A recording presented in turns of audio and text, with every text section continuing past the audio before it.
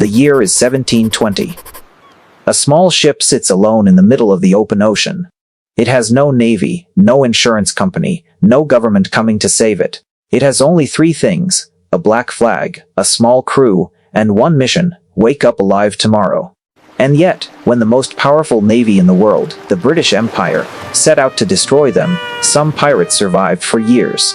Some even became rich enough to retire. The question isn't that pirates looted and plundered.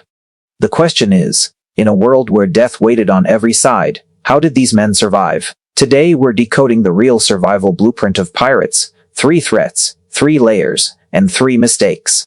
The first enemy didn't come from a cannon. It came from the dinner plate. Months at sea meant no fresh fruit, no vegetables, nothing. Just dried meat and hardtack biscuits. The result? A lack of vitamin C. And that meant scurvy. Gums would rot, old wounds would reopen, teeth would fall out, and crews would weaken and die. This enemy was invisible. It ate you from the inside. No sword could fight it, the most dangerous threat of all. The second enemy was visible, and it was massive. The Royal Navy's heavy warships, powerful cannons, trained sailors, and an entire government's wealth behind them. A hunting machine built to find pirates, capture them, and hang them in public.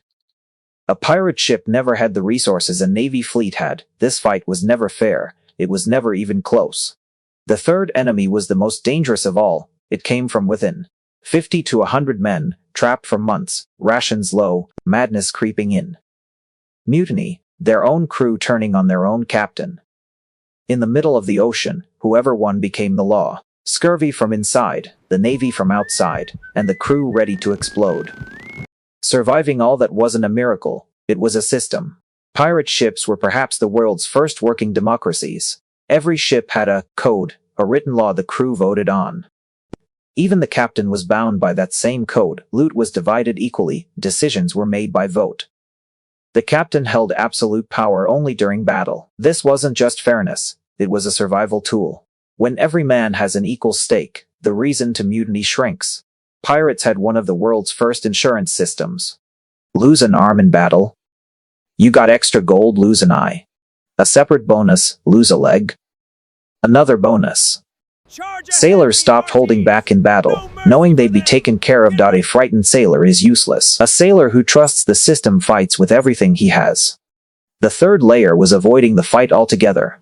The Jolly Roger and reputation for madness were to make the enemy surrender.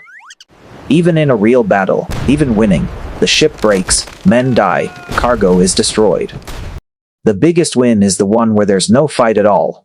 Build a reputation so terrifying that your enemy surrenders on their own. A captain who broke the code, keeping loot for himself, treating crew like animals, signed his own death warrant. No backup on the ship, no HR department. The captain got thrown overboard, or worse. Some pirates abandoned merchant ships and went after fully armed government warships, like a small-time shoplifter picking a fight with a bank's entire security force. The result was always the same: the ship sank, or the crew was captured and hanged.